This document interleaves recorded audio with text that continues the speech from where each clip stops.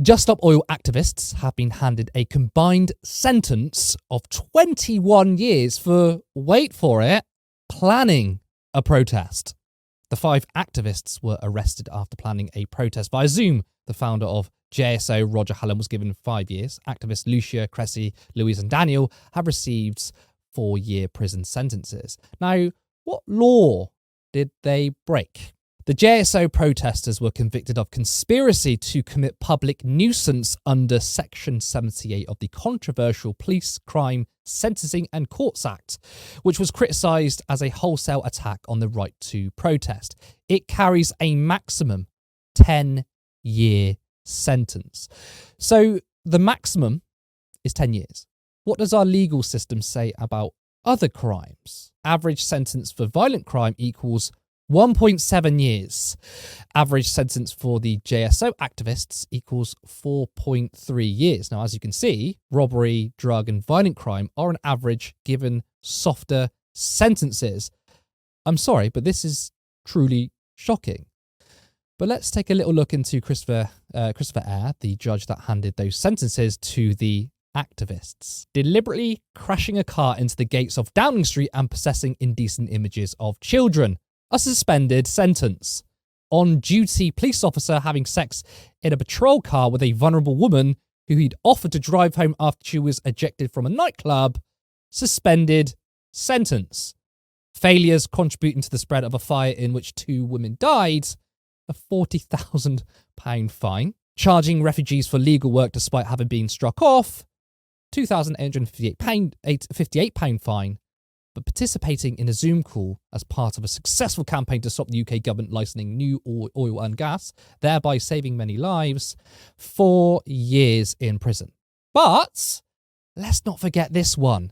Paedophile that drugged school children and used them to masturbate gets 12-month suspended sentence. Helena, why are activists who are trying to save the planet given 5 years in prison for a Zoom call planning to protest, which is just about legal these days, but violent crimes, robbery, are given softer sentences on average? I mean, this was a deliberate desire by the Conservative government, essentially to punish Just Stop Oil specifically.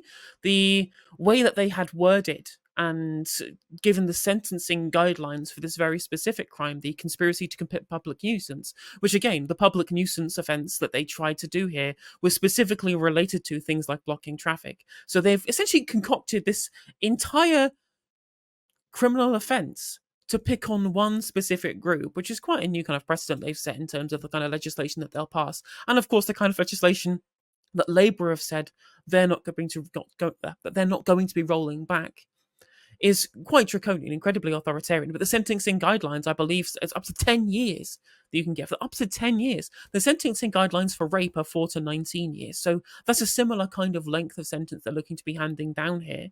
And it's absolutely being done to try and stifle dissent, to try and crush peaceful protests. And what was crazy to me as well was seeing the reaction to this. People were so mad about it that they were just like, these people should be locked up for life. Some kind of comments that I'd seen from people, all trying to claim that somehow you getting to work an hour late is justification for huge, long prison sentences. Now, of course, that will preclude them from early exit with good behaviour or whatever. But even so, when you compare it to other crimes that have far more utilitarian bad associated with them, far worse utility associated with them, it absolutely makes no sense. It makes no sense whatsoever to be able to have an average sentence for conspiracy to commit public nuisance, quote unquote, be higher than violent crime or robbery, for example. Absolutely preposterous.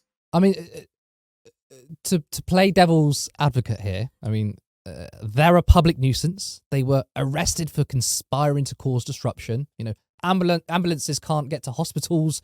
People can't get to work. This causes hardship for people. What would you say to that argument? Because let's be honest, a lot of people say that. I mean, I've always said, I even said when I commented this earlier this week, I don't agree with Just Stop Oil's tactics. I think they put people off. I've been given some information since then, that's made kind of sway my opinion on this broadly. But it doesn't matter whether you like their tactics or not. Freedom to protest peacefully and non-violently should be the democratic right of all citizens within a liberal democracy. We have asked time and time again for the government to take climate change seriously. We even voted a government in 2019 who had promises to take climate change seriously within their manifesto that they then broke under a new leader that nobody voted for. So there's literally no reason at all that the government have. There's no justification or mandate at all for the government to stop taking climate change seriously, given their promises in their manifesto, at least the Conservative one beforehand. So if the government doesn't do what they say they're going to do, and they're not going to be another election for the next 3 years, you can't just unless you impress upon lawmakers, they have no reason to listen to you until the next election comes round. So the only other option people have is protest. You can say they need to be punished somehow because they were disruptive, and I'm open to those criticisms. But the idea that that is worthy of 4-year prison sentences, 5 in the case of Roger Hallam, more than some people get for things like sexual assault and domestic abuse, ridiculous. And what happened to the classic liberal idea of freedom? I mean, it seems like that. Look, I know this is these are Tory policies designed. I mean, I had an interaction on Twitter who said Keir Starmer's Britain, and like I've got no love lost for him, but these are designed by the Tories.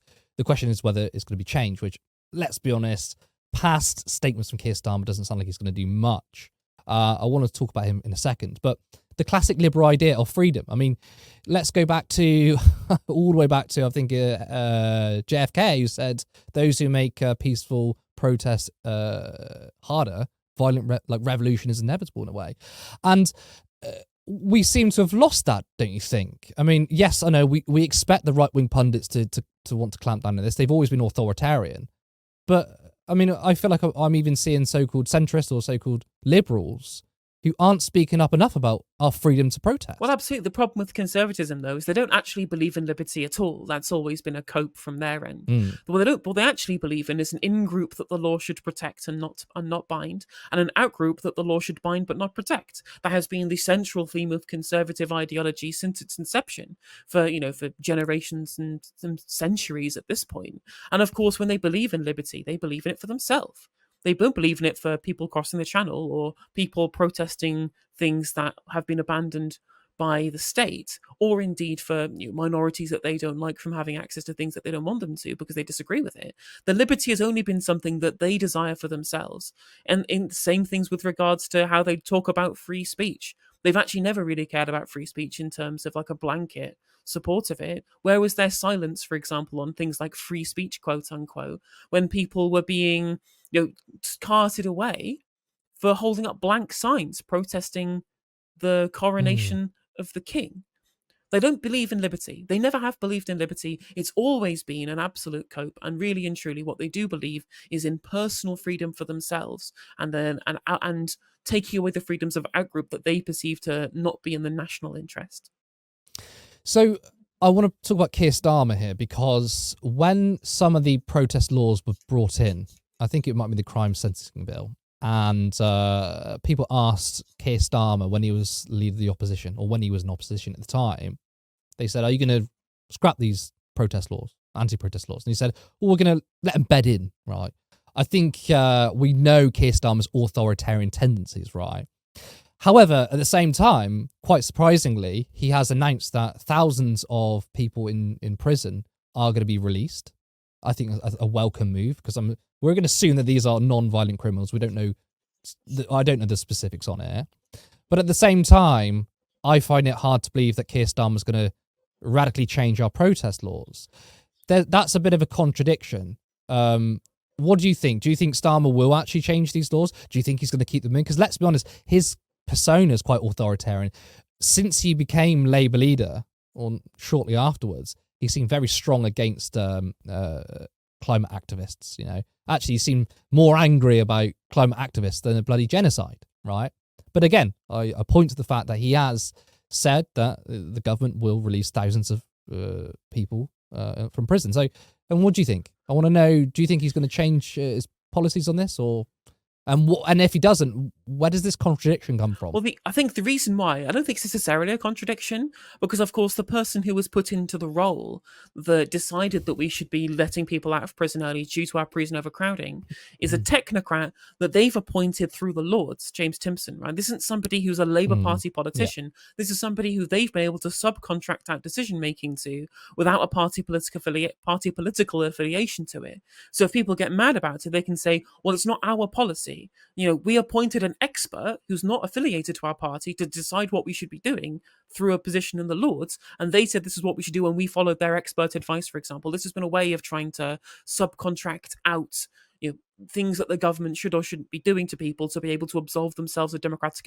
accountability for ages, whether they agree with the legislation or not. In fact, it's a great way of being able to get what you want either way, because you can either acquiesce to it on technocratic grounds, or you can undermine it on democratic grounds, just like Tony Blair did with David Nutt and his recommendations for declassifications of things like drugs. They said, well, actually, no, we're not going to follow the advice. We don't need to, because people haven't voted for it yet, and so it never came to pass, even though it would have been correct for them to do so.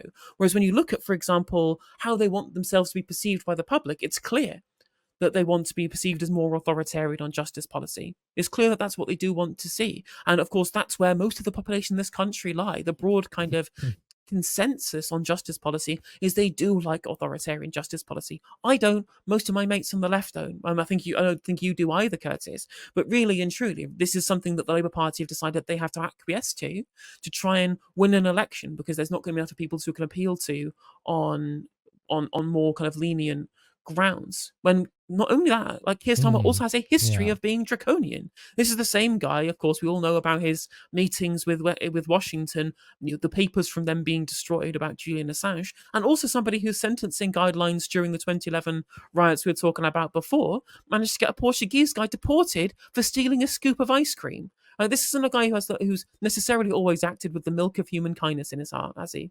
I mean, based on your answer, I'm convinced that you don't think he's going to change much in terms of protest laws. But actually, what does interest me quite a lot is that, like, yes, we've talked about Keir Starmer's record many a time, and you've just brought it up there again about how draconian he is. But at the same time, he's not a extremely right-wing politician, as in he's not a climate skeptic.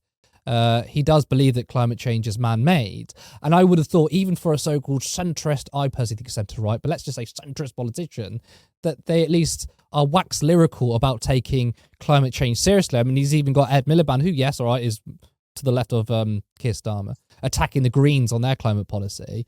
So wouldn't Keir Starmer give up his authoritarian tendencies when it comes to an issue as important as climate change, right? I mean, if I was him, and I love my social conservatism, love to clamp down on crime and drugs, but I would be like, well, I would want to be lenient at least on climate protesters, because the climate change is the biggest issue that's facing humanity. I think the problem is, of course, is that if you've run specifically on an electoral ticket of taking the climate change very seriously, like their big policy they ran on the election was this GB energy plan and decarbonisation by 2030 for clean power. Yeah. It undermines your political prospectus if people are out there protesting you, saying that you're not doing enough on climate change, right? That is really poor optics for you. So as much as they can have essentially embedded in law to try and prevent people from doing that for their own personal party political reasons, and of course to optically be seen to be authoritarian on justice policy, it's a win-win for Labour. It's a win-win for them to keep these protest laws in place, quite frankly. I'm excited to say that Turn Left has significantly grown this year. And with that, we've managed to produce far more ambitious content, interviewing high-profile people. We did a 12-hour live election show. There are multiple people behind Turn Left, but we are still working around our full-time work. But we would love it if this was our full-time. It means we could dedicate so much more and to bring even more ambitious content. So if you've been here from the beginning, or you've only recently become a viewer, if you like what we do, then you can help us out. Please like and share this video. Make sure you drop a comment. We want to hear your thoughts. We want to hear your feedback. And we desperately need more independent media. If you want to see a socialist media alternative thrive, then you could be part of that. So if you can, you could support us on Patreon for £3 or £5 per month, or any one-off donation. We can use that money to upgrade our equipment, to rent out a proper studio, and to start paying ourselves. This is only the beginning. Thank you for watching, and we'll see you next time.